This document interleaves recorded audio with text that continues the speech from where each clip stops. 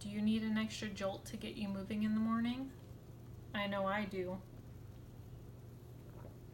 There are numerous products that line the aisles filled with caffeine. Starbucks seem to be in full force in today's world. Caffeine is a staple in most people's day-to-day life. I want to inform you about caffeine and what it does to your body and the benefits and negatives, and educate you on the recommended amount that should be ingested. So, what is caffeine? Collins Dictionary stated caffeine was a crystalline compound that is found especially in tea and coffee plants and is a stimulant to the central nervous system. So it is a stimulant, and it is a psychoactive drug. And this is one of the most psychoactive drugs that are used today.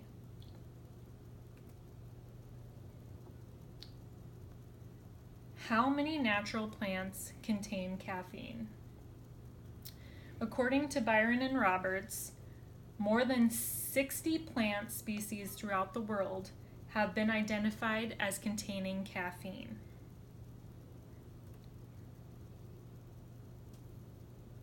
The earliest form of caffeine was actually tea. Byron and Roberts also mentioned that tradition attributes the first written mention of tea in 2737 BC from their Chinese emperor Shen Nung. However, the first reliable source is the listing of tea in the Chinese dictionary around 350 AD.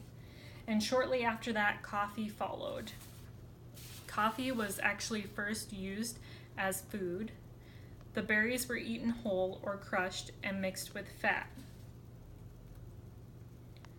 So we already listed a few things that contain caffeine, but there are other beverages that contain caffeine as well, such as pop or energy drinks.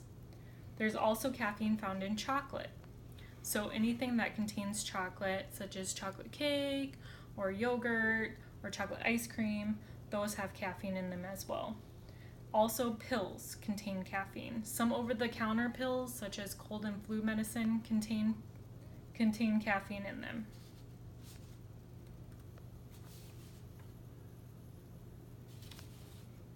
So according to Udin Safin Hossein Kabir Islam in the Journal of Psychology and Psychotherapy, caffeine affects the body in the digestive system, and this can increase gastric juices, the cardiovascular and respiratory system. It actually speeds up the heart rate, increases conductibility of the heart, and empowers respiration, and the central nervous system.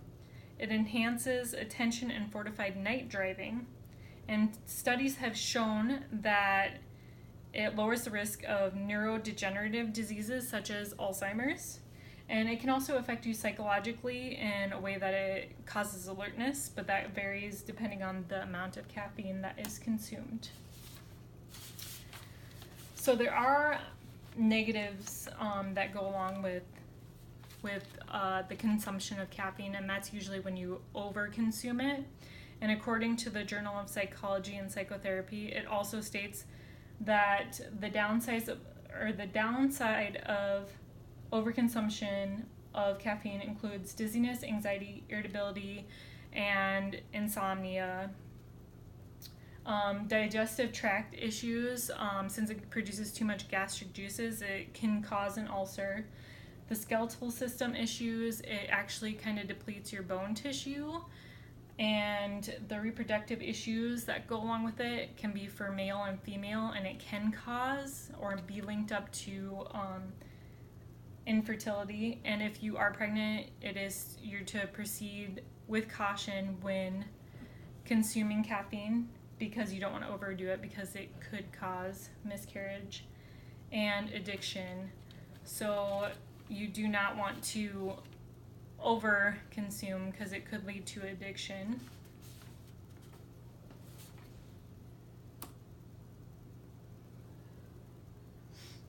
The benefits that go along with it, Byron and Roberts have stated that it has been used in therapeutically for infant apnea because it opens the airways and bronchial tubes.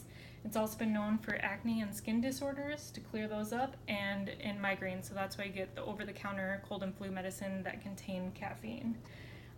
Baroda, Murray, Kessel, Chang, Watabe, Lai, and Yasa had done a study, and they were given people caffeine and actually enhanced the memory of those participants who took it. And it also causes alertness to kind of help you get through the day and get rid of that weariness or tiredness that you may be experiencing. The recommended intake of caffeine is by the Mayo Clinic was stated to be 400 milligrams of caffeine. That's about 4 cups of coffee.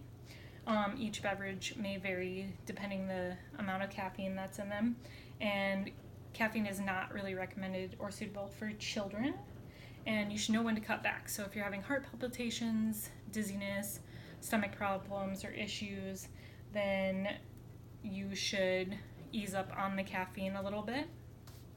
Caffeine, like I said, is a stimulant. It affects your central nervous system. There are positive and negative side effects with those, and they're used around the world. Caffeine is widely used. Some are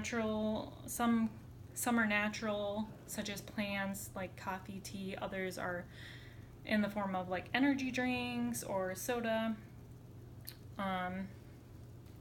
It affects different body parts, but there are benefits such as like gets you moving and causes alertness, gets you going. However, moderation is the key in caffeine consumption. And there's nothing wrong with your morning cup of coffee or 2. Just don't overdo it so the risks outweigh the benefits, but enjoy your recommended cup of coffee or 2.